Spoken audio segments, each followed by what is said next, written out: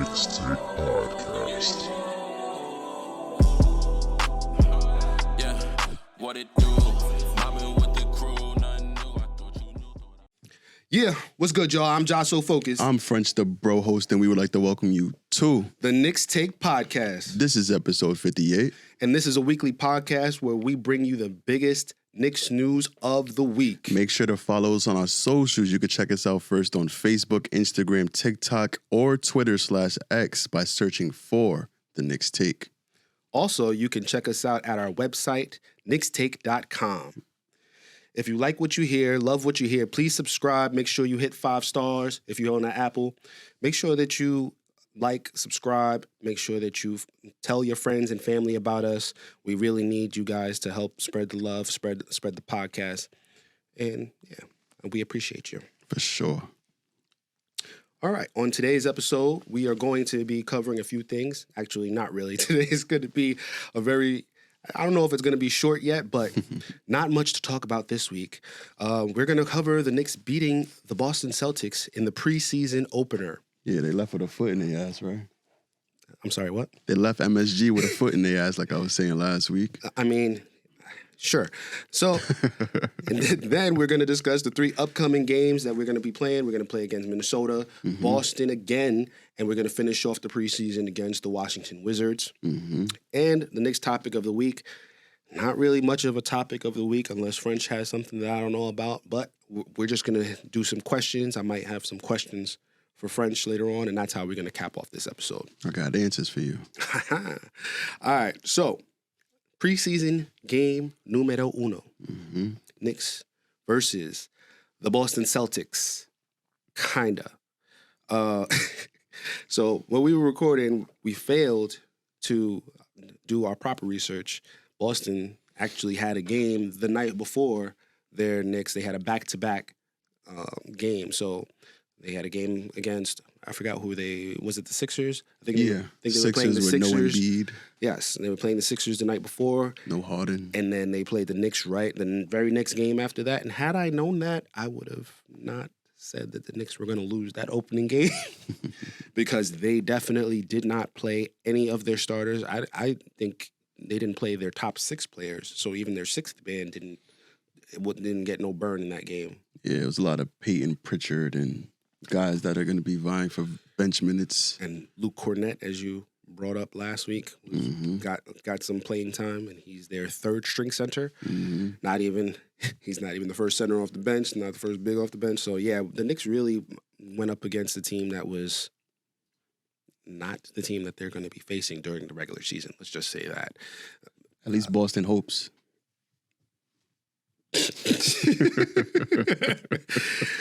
That's true. At least Boston hopes that that's the case.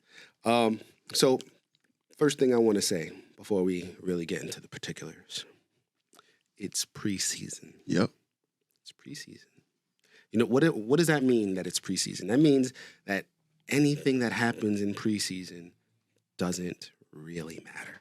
I disagree. I had an argument with my friends over the week, like, preseason don't matter. Like, it matters. It does. It does. Get your rotation set. Shooters get in rhythm early. You see the progress that young players is making. Maybe for the guys like LeBron and the top of the top players, they don't really care much about preseason, but I care about preseason. But does preseason really matter for us and the fans?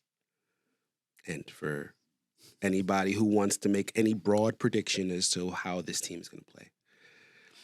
I think so. What can we learn from the Knicks playing against Peyton Pritchard? Hold on, I got the lineup here. Peyton Pritchard, Delano Banton, O'Shea Brissett, Sam Hauser, and Luke Cornett, the Boston Celtics starting 5 for this preseason game. What do you really learn?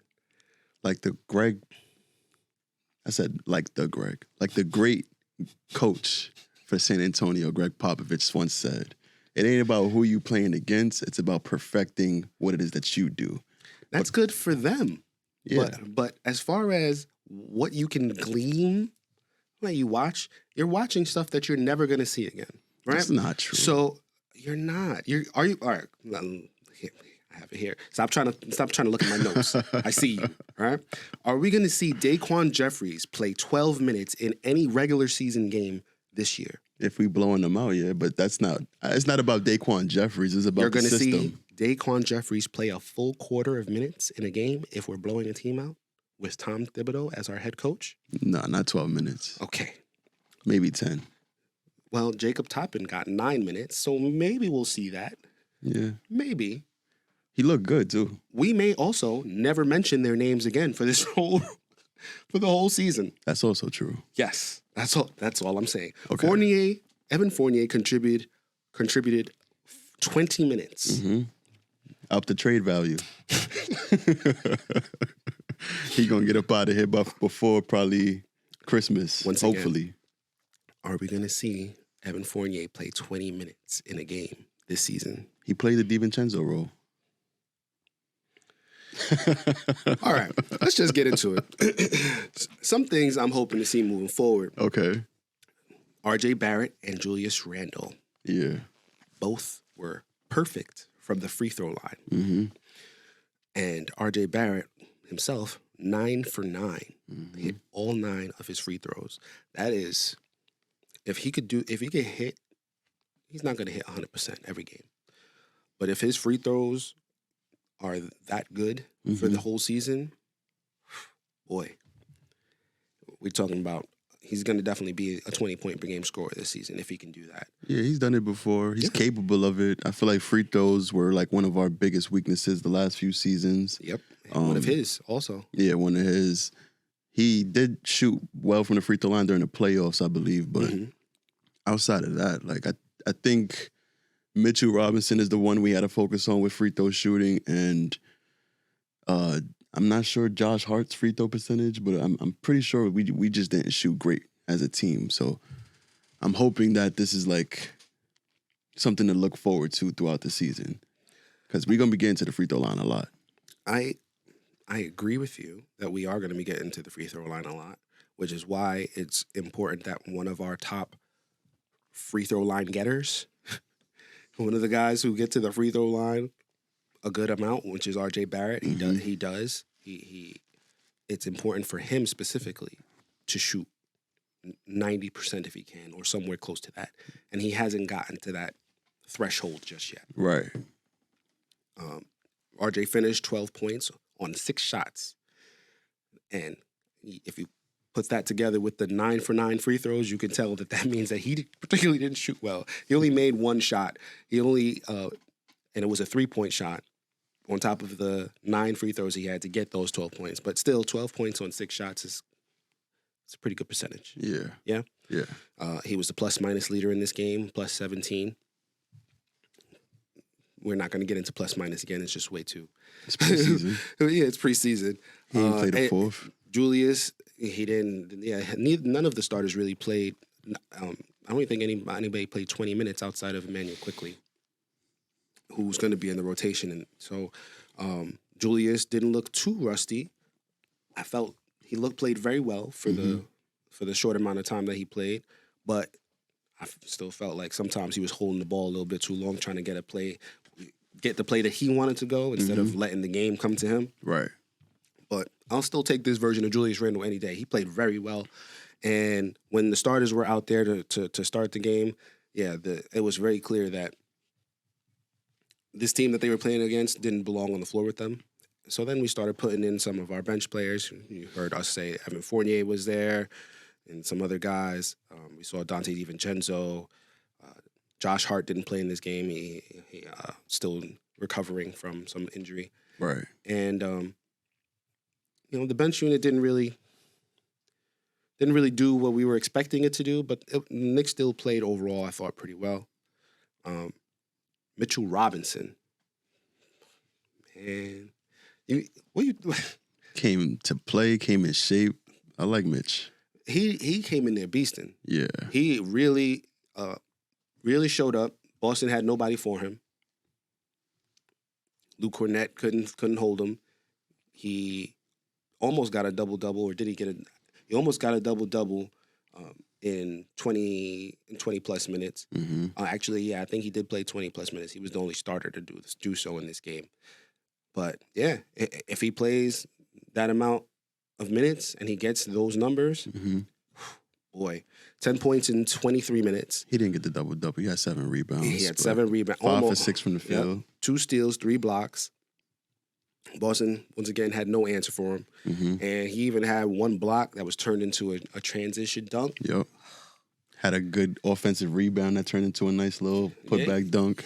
Not putback, but you know what I'm saying. This is the Mitch that if we can get a good amount of games of him, yeah, we're talking about Knicks being the top 3 seed in the East because he's dominating as a big man, doing what he has to do on the defensive end, cleaning up the boards on the offensive end and getting putbacks. And really, the Knicks really need him to be this Mitch. Yeah. And night in and night out. Sometimes it's going to be hard, maybe going up against Joel Embiid, he can't really do that. Going against Jokic. But against everybody else, he should be able to do that.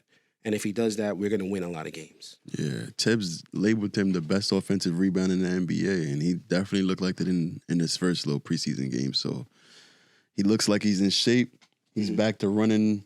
I don't think I've seen Mitch run full court like that for a dunk in a few seasons. Yeah, since he gained all that weight. So now that he got the muscle plus his athleticism a little bit back, I'm looking forward to just seeing what type of season he's about to have. I see a big season coming from Mitch. And RJ talked about he didn't know NBA basketball without Julius Randle. He also doesn't know that without Mitchell Robinson either. This is true. Longest tenured Knick. Longest tenured Knick. And I believe he finished this season with some records or moving up in some record books for the Knicks as far as rebounds go. So, and maybe even blocks. Right. So, yeah, Big Mitch just did his thing in this game, and hopefully he'll do it for the whole season. Some other things that I want to see going forward. The Quickly show. And you seen that floater that he hit, the and one floater in the first half? Yeah, I like that. That was a show of the fact that he improved his strength. And that he could take contact, finish through it, hit the shot that he could hit, even without contact. Now he can do it with a good amount of contact. Yeah. And that just goes to show how much stronger he is this season. And if he can maneuver that into an even better season this year than he did last year. I feel like he had that kind of... He was having a lot of plays like that last year, too. Yes. I remember, against Boston, when he dropped 41 in the double overtime, he had a floater late in that overtime that got us to that win. I felt like the play that I saw from him that made me think he's a lot more poised, calm, and less erratic was when he did a pump fake near the free throw line, got the reaction, and hit the mid-range jumper.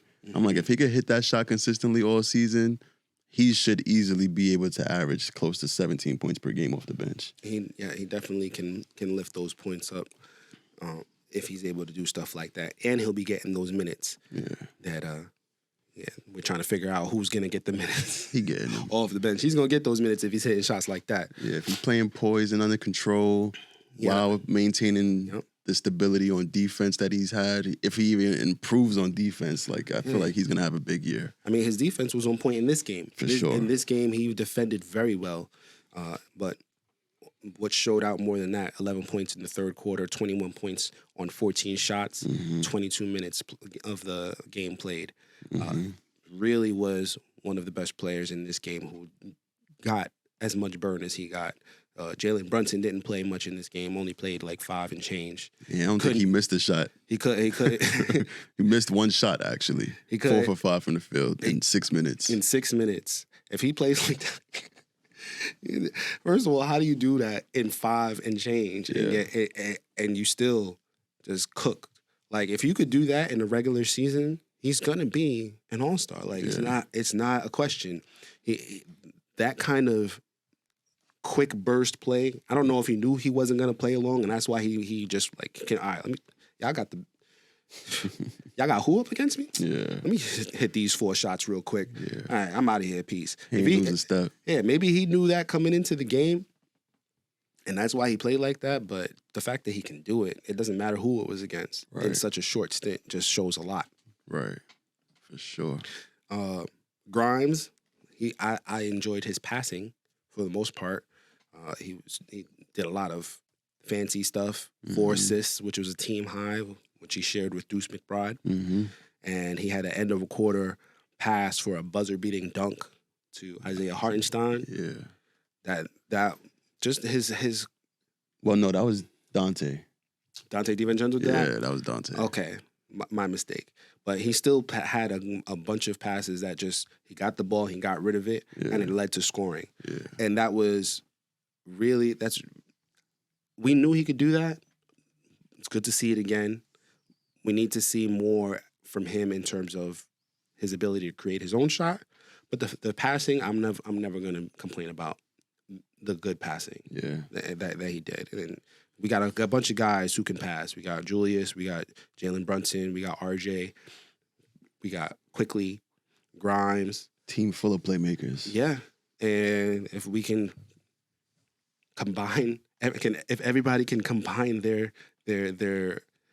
powers with our powers combined, we can be a assist leading team in the NBA. Yeah. And that's something that the Knicks haven't done, and it's just crazy considering all of these guys. Like, if you hear one of them gets close to 10 assists in a game, you wouldn't be surprised. But somehow, as a team, we don't pass as well. So that's something that we can. I would love to see moving forward. Just everybody just passing. So, what are your thoughts about the game so far and this whole preseason so far for the Knicks? You think it's a good outlook of what the season's going to look like, or it's too early to call it? It's preseason, man. Like, it's preseason. Like, I was happy to see preseason be here. I was happy to watch Knicks basketball. And now I'm just like, all right, let's get the regular season started. But we still, they need to get these games in so that I can be happy with what I see in the regular season. Yeah. Like, they need to get this rushed off. Some of these players need to get back into the game shape, get back into the grind. So that's why I say, like, for us, it doesn't really matter. But for us to be happy, they need these preseason games to get all the kinks out so that Tom Thibodeau can see a bunch of rotations that he hasn't tried and see how it looks, see if maybe he can see something that he didn't see before. And also, maybe in these preseason games, these next 3, Dante DiVincenzo can play a little bit better. He kind of came out in the third quarter, but overall, I was not really liking what I was seeing. Really? For the most part, no. Like, the first half, there was nothing that he did that really showed out. That hard pass to beat the buzzer, I felt like that was a great pass that we wasn't seeing stuff like that. Last year, we would have seen somebody just chuck a shot with the shot clock running out. I think we saw that with Josh Hart, maybe. But yeah, it wasn't something that we saw a lot. But Josh, we've seen Josh Hart do it. If he was on the court instead of DDV, then we probably would have seen something similar. And hit 2 threes. He did, but when did he hit them? Which is my thing. Like, when he came on the court, I was expecting a little bit more from him, and I'll bring him up later at the end of the episode. But yeah, I just want to see him play a little bit more so I can get a better grasp of his game. Mm-hmm.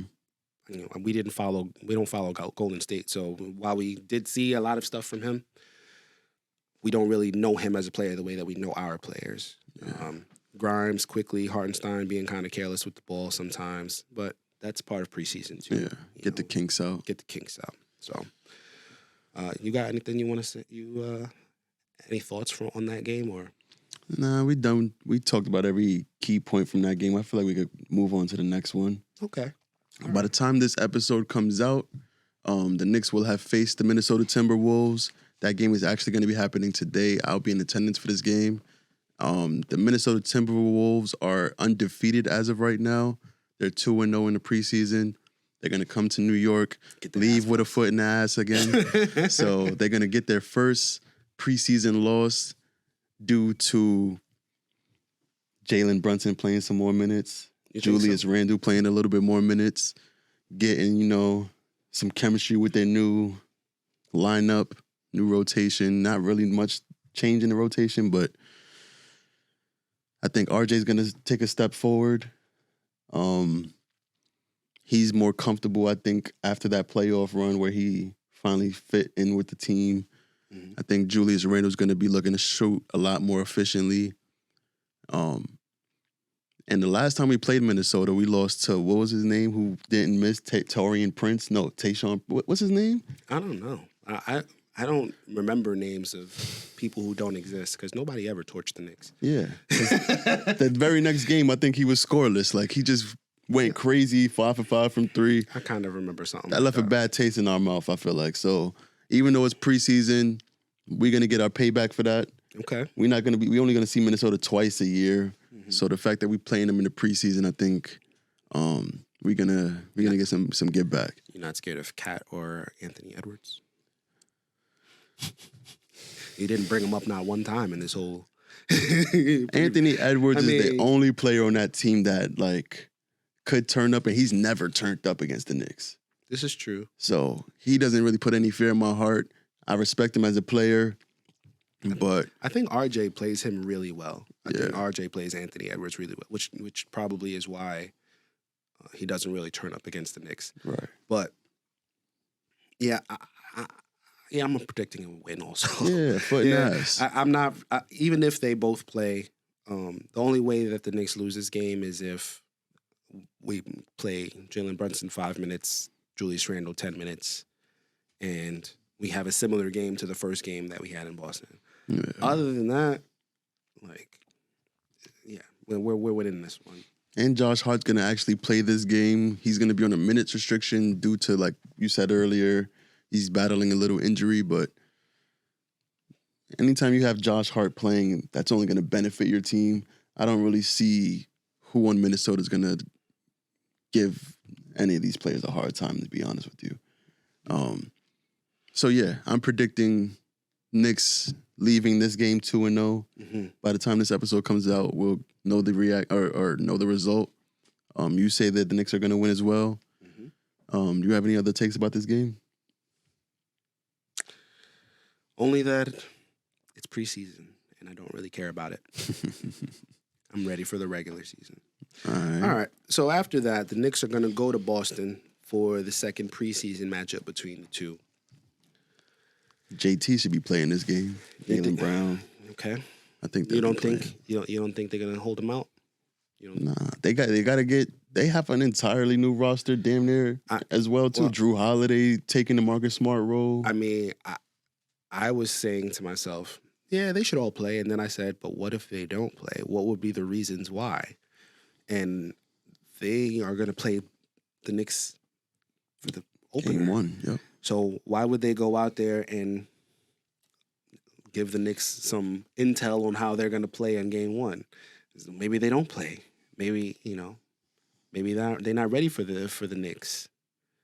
They got to get some chemistry for their teammates though. Drew Holiday has never played with this team before. He's going to be the starting point guard. He needs to get some burn. I mean, they think they might be top 2 in this NBA-ish. But really, the truth is they scared of the Knicks. They scared of the Knicks. But anyway. Drake reference. So, yeah, I'm not sure. I'm not sure that they are going to play. But if they do, I'm still going to call a W like I did earlier. I said the first game the Knicks were going to lose and they were going to win this game. I'm not changing my stance on this game just because the Knicks won the first one. The Knicks are going to win the second game, even if they all play. Oh, you saying the Knicks are going to win against the Celtics this game? Yeah. Yeah, that's what I said the first time. No, you said the Knicks was going to lose game 1. They're going to lose game 1, which the Knicks won, right? Uh-huh. And I said the Knicks were going to win this one, and I'm not changing that one. I get what you're saying. My bad. That's all right. We had to talk it out. Yeah. We had to do the details. Okay. So yeah, Celtics won 2 of their first 3 preseason games. This is actually the Celtics' last preseason game. So they've already played all 3 of their games before the Knicks played their second, which this preseason is a little weirdly scheduled. But Yeah. they had a long break, obviously, and yeah, it'll come down to whose starters play longer, I think, because the Knicks could play their. Boston's already played some of their guys 20 plus minutes. The only starter I think besides Mitch, the only starter in the last game that played 20 minutes was Mitch, and then quickly Grimes. played 20 minutes. Oh yeah, Grimes played 20 minutes too. Mhm. But Grimes, I don't really consider Grimes like he's not going to be the guy who plays 30. You know what I mean? Like Why that, you hate Quentin Grimes? he's got to show. He's got to show out. I want to see him show out. I want to see him do stuff, but he's not going to be a top 3 minutes getter on the starting lineup. That's going to so? be. He's not. It's going to be RJ. It's going to be Julius. It's going to be Jalen Brunson. RJ didn't close a lot of games last year. Well, not say he didn't close a lot. He wasn't guaranteed to close. He still games averaged last year. more minutes than Quentin Grimes, though. Yeah, but that was second year Quentin Grimes. This is year 3. He's gonna be the best shooter on the team this year, lead defender. He's gonna be taking all the biggest matchups. I see him getting a lot more minutes this year, to be honest. Mm-hmm. But like I said, top we'll 3 see. minutes: RJ, Randall, and Jalen Brunson. We'll see. We'll see. And if one of those 3 plays longer, or if those 3 play longer minutes than the Boston's big 3, big 4, however you want to, whatever, the Knicks will win. Got it.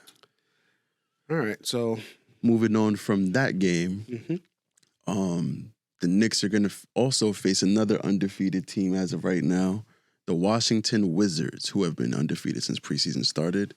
They made a lot of moves this offseason, trading Kristaps to Boston in the 3-team trade, landing them the dude from Memphis, Tyus Jones. They also got rid of Chris Paul and got Jordan Poole.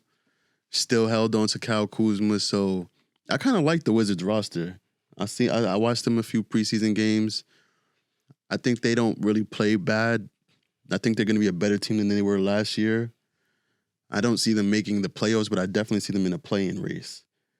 I see Jordan Poole taking a step in his game this year, scoring-wise. Now that he got the keys to the offense with Kyle Kuzma, they're going to be like, I don't even know what to compare them to. They both really good scorers. They just not star caliber players, but I can see them causing fits for a lot of lineups. yeah, when I saw this game coming up, I said, "Oh, Bradley Beal." No. Nope. Oh, Kristaps. Nope. Let me look at this roster again. I know somebody got. Oh yeah, Jordan Poole got traded to them. So let me look at Tyus the Jones roster. too. Don't sleep on Tyus Jones. So And I think they still got Ish Smith. I said Jordan Poole, Kyle Kuzma, Tyus Jones, Danilo Gallinari, Corey Kispert. They got a little bit of a roster. Like Yeah. it's not a terrible team, but there's And no stars. Dude from France that was playing with Wembanyama, he's good too. Bilal Calamari, He's got to prove it in the NBA. But anyway, Kalougali, Koulibaly, something like that. Calamari. Calamari. I like him though. I mean, it's a good team. It's not a terrible team, but there's no stars. There's nobody that you would call a star. Like the closest thing to a star would be Jordan Poole, and yeah, they beat the Hornets in the first preseason game with Scary Terry and PJ Washington playing nearly 30 minutes. Mm-hmm. So yeah, don't sleep on them. Like they're not a team that you could just walk over. Right. But they ain't making no playoffs, so they gonna leave the garden with a foot in their ass. Like my brother French be saying, leave the garden with a foot in their ass. You know what I mean? So I actually predict the Knicks losing this game. really, Yeah, I don't think they're gonna show up for this game. It's the last game of the preseason, isn't it? it is the last game for the Knicks of the preseason. But I think Tibbs is gonna try and how Tibbs be like. That's why Jalen Brunson didn't play the first game. If he doesn't, he played like 5 minutes in the first game. He might not play 6 minutes in today's game against the Minnesota Timberwolves. But that last preseason game is going to be like a regular season game. I disagree. Now- I think the now- Wolves and the Celtics games is when the roster is really going to play, and this last preseason game is probably when Tibbs is going to sit everybody. Could be.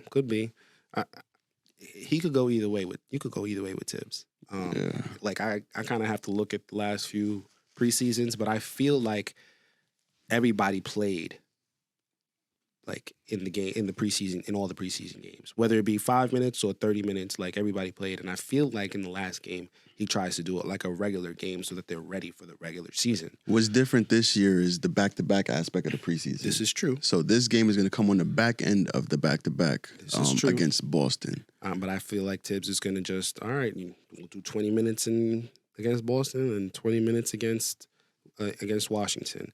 Like he don't really care that it's a back-to-back. Mm-hmm. He knows that he's got to preserve their legs, but that doesn't mean you're going to get the day off just because it's a back-to-back. Right. So, yeah, I think he's going to take this game serious. You either win or you learn. Yeah. Is a favorite Tibbs quote. So he's going to try and go for the win. And he's going to try and learn something while he's doing it too. Okay. All right, let's get to the next topic of the week. Now, French, I don't know what you want to talk about. Do you want me to go first? Go ahead. Set the Because tone. I got some questions for you, bro. Talk to me. So I was looking into the regular season, Mm-hmm. and I was like, damn, we got some topics that we could talk about before the regular season starts. Let's do it now. Talk to me. French, who is going to be the Knicks' leading scorer this year? Alec Burks. You don't like that answer? No. All right, so No. if I'm going to say... Don't be trying to cheat either. What you mean? Don't be trying to look at who was the leading scorer last year. Because I can think, just tell you. Well, the answer to me, I'm off rip going to say Jalen Brunson. Okay. I want to see if there's anyone who can rival that outside of Randall. No. And I don't really see anyone... Isaiah Roby. I don't really see anyone coming close to... Because Jalen Brunson's game is so polished and he's going to be the lead ball handler on the team. He's going to be orchestrating the offense every night. Mm-hmm. He's going to get Julius Randle his shine. But because Julius Randle hit All-NBA and All-Star last year and they snubbed Jalen Brunson the whole season, I think he's going to come with something to prove. He lost all medals in Team USA. That pissed him off. I think seeing him end the year on a tear like how he did Motivated him. definitely motivated him. He's comfortable with his team, so he's going to definitely up his scoring average, up his assist average. Julius Randle's probably going to just maintain where he was, if not go down, because he's going to be taking more efficient shots. I see his efficiency going up, but not his scoring. So Jalen Brunson, to me, is going to be the leading scorer of the New York Knicks. He's going to make his first All-Star appearance for the New York Knicks, All-NBA appearance for the New York Knicks, and he's going to be leading the team to the conference finals. I think I disagree with you. I think Julius Randle is going to lead the team in scoring again. And originally, I was going to say Jalen Brunson as well. Okay, He gave Julius Randle a run for his money last year, too. for sure. He was only maybe a point off. Julius Randle scored 25 a game. Brunson scored 24. And I think that they both are going to improve their games. Mm-hmm. And I just think that means that they're going to probably score about the same, just on better efficiency. Or maybe a little bit more. Maybe Julius will score 26 and Brunson will score 25. But I think they both will improve their games, especially if Julius Randle is serious about taking more efficient shots. I don't think that means he's going to take less. I just think he's going to pick his spots. He's going to shoot earlier in the clock, maybe. He's going to, instead of passing up a good shot and then taking a bad shot, he's going to just take that good shot and then accept that. There's a lot of times where he passed up a good shot and then tried to do a step back and then take a bad shot. Mm-hmm. And a lot of times he hit it, but I think that he would hit those shots even if he didn't do that. So those are going to be the more efficient shots. He'll still take 8 threes a game or so, and that's going to lead to a higher score. Okay. My next question for you, sir. Which rotation Nick is going to see the fewest minutes by the end of the season? Do you want to go through the roster to say who the rotation players are? Out of the young players, everyone on the team is young. I didn't say young players. I said the rotation. So we got Jalen Brunson is our starting point guard. Quentin Grimes is our starting shooting guard. RJ's our starting small forward. Julius Randle's our starting 4. Mitch is our starting 5. Backing up Mitch is going to be Hartenstein. And then we have Josh Hart, Dante DiVincenzo, Emmanuel Quickly. I see Dante DiVincenzo getting the least minutes in our rotation, to be honest with you. I see Quickly being the leading minute getter. I don't know if that's the right way to say it, but he's going to be leading in minutes off the bench. Hartenstein is most likely going to be finishing games just due to the fact that he spaces the floor better than Mitch, unless Mitch has an incredible year. So I see him getting a lot of minutes. Josh Hart's going to be playing a lot of minutes too. And that leaves Dante as the odd man out. He's just going to be used as a spot-up shooter for the majority of the season. He's going to be glue guy. Going to be what Evan Fournier was supposed to be. Yeah, he's going to play the Evan Fournier role, except Fournier was a starter. Mm-hmm. But a lot of people were calling for him to come off the bench, and I still think that probably would have been great for him if we didn't have so many good players on the roster. Right. But all right, yeah, I don't disagree with you. I also think it's going to be Dante DiVincenzo, but that's just based off of one preseason game. That doesn't matter. Mm-hmm. Which young Knick is going to make the biggest leap? Quentin Grimes, Emmanuel Quickly, or RJ Barrett? I feel like this question is like an alley-oop to say Grimes, just because he has the lowest floor out of the three.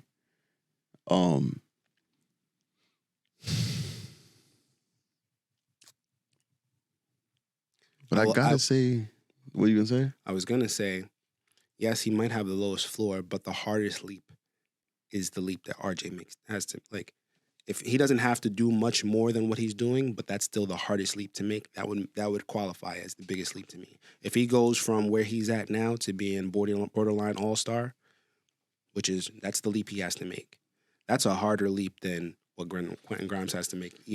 Even like, you know what I'm saying? I don't agree, because RJ has shown that he can be an all-star caliber player for months at a time. He's shown it. But he's shown it in the playoffs. Like, if he does it just more consistently, I don't feel like that's as huge as a leap as Quentin Grimes turning into like one of the best spot-up shooters in the NBA and lead defenders. That's the hardest leap to make. It is definitely harder to be consistently that great, to be 20-plus point per game, to get to where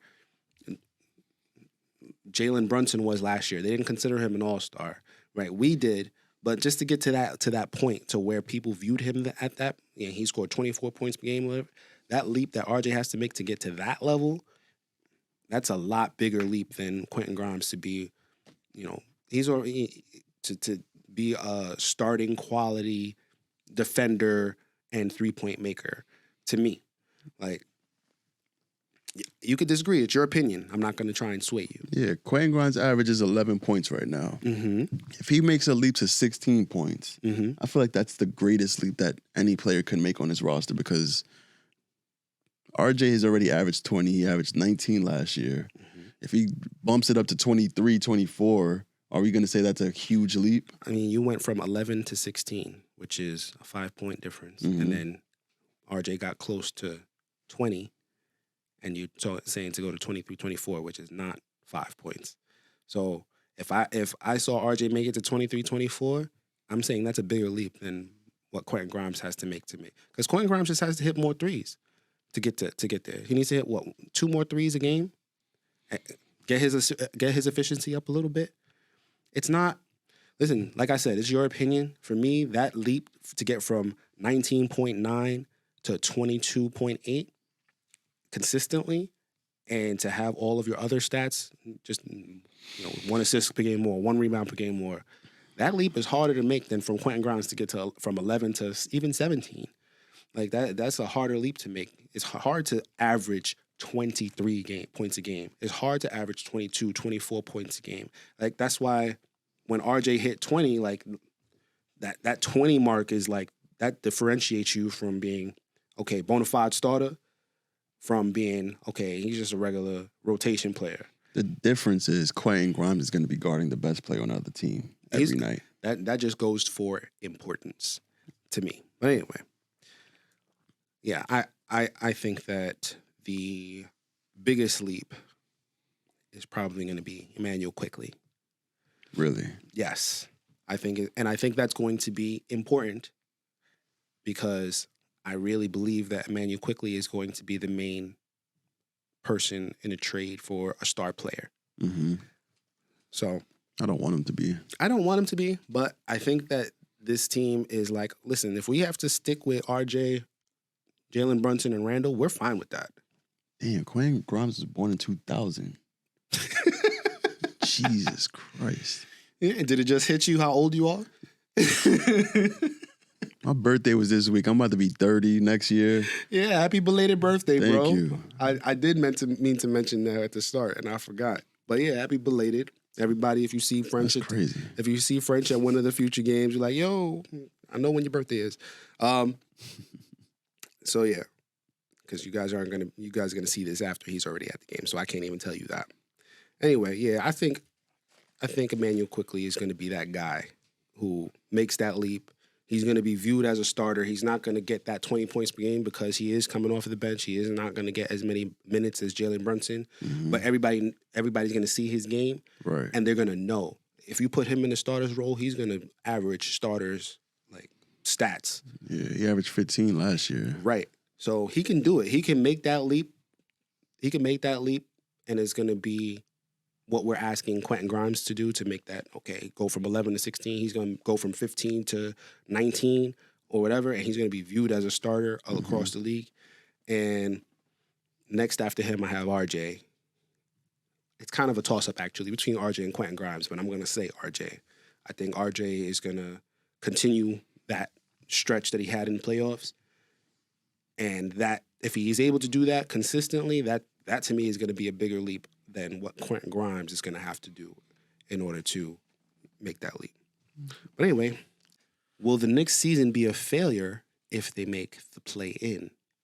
I don't think so. Okay.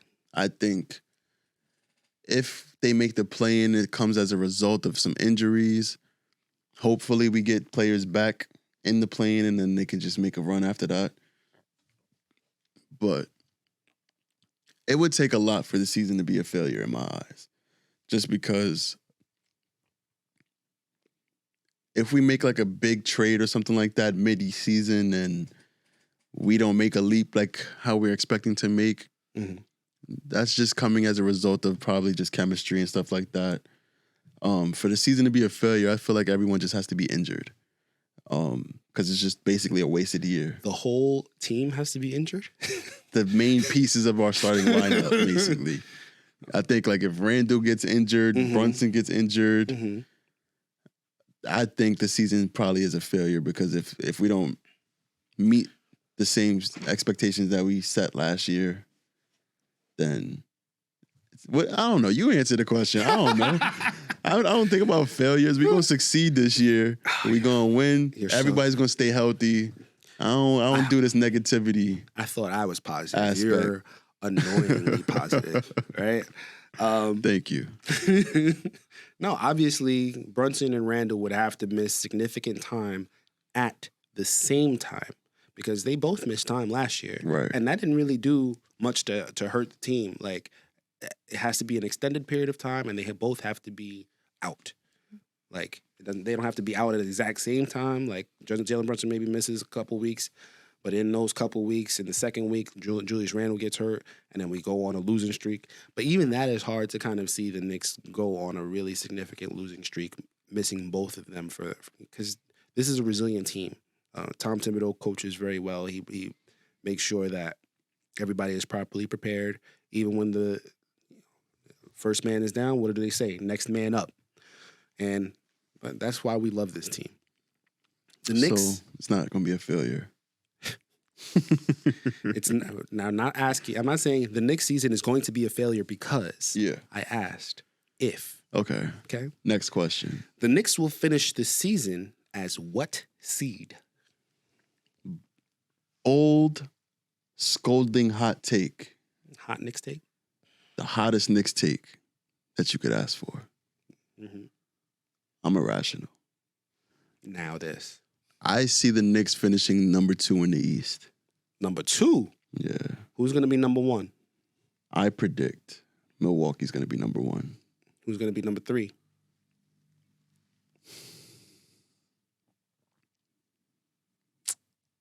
Boston. Ooh, Cleveland disrespect. That's all right. We don't Cleveland's going to be 5. we don't mess with the ops anyway. So Cleveland's going to be 5. And actually, Boston is ops too. So actually, I give Cleveland 4. They're going to stay at 4. yeah. Maybe the field can just go at 5. I don't know. The East isn't that crazy this year. It's really not though. It's really not. I'm not surprised to hear you say 2 seed. I was really like he's not about to say 1, is he? Because he's really jumping off the. Yeah. He's really jumping out the window for 1. I ain't gonna go that. You crazy. kind of jumping out the window. You kind of like dangling off the ledge with your toe on the ledge, saying number 2 too. But we not. You know what I mean? I can see it. You know, I can see. Brooklyn's number 5. Damn, you disrespecting who did Miami? Miami, we disrespecting? Yeah. Yeah. Toronto would be 6. Shh. Bro, Miami would be 7. who's 8? We got Orlando. Keep it going. We got down to 7. We can't just stop at 7. I got Orlando at 8. Hawks at 9. All right, well, hold on. We're not going to 9, 10, 11. Like, Wow. all right, cool. That's play-in. All right, you're right. I could go to 10. You can go to 10. Atlanta at 9. And 10 would be Indiana. Okay. I'm not going all the way to 10. But I have Milwaukee 1, Boston 2,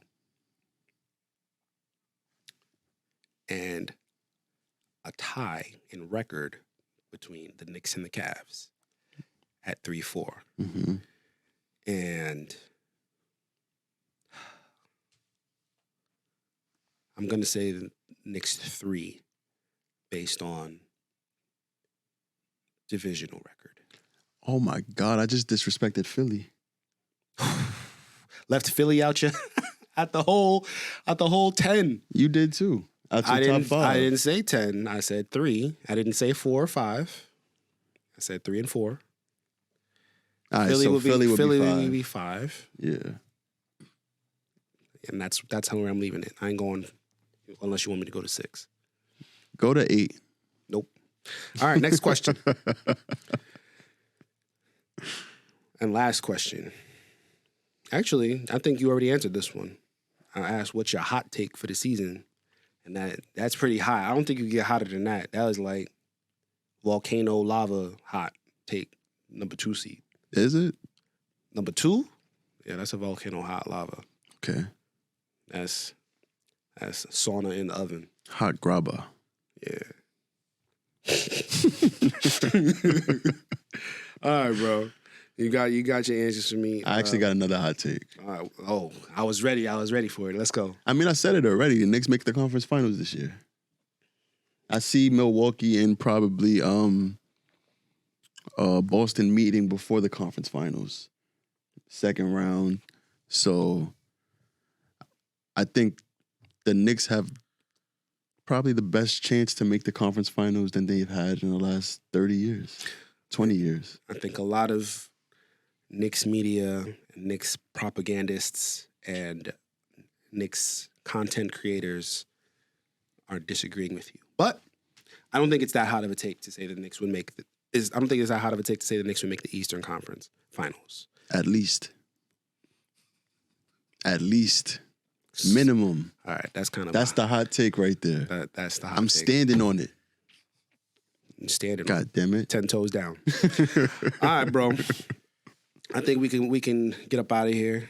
Once again, please make sure you guys like, share, subscribe, hit that notification bell. You know. Make sure you tell your friends and family that we are the Knicks Take podcast, talking about the biggest Knicks news of the week. I'm Joshua Focused. I'm French the Brohost. We'd like to bid you adieu. Thank you for listening to The Knicks Take podcast. Knicks Take. All right. Peace. Peace.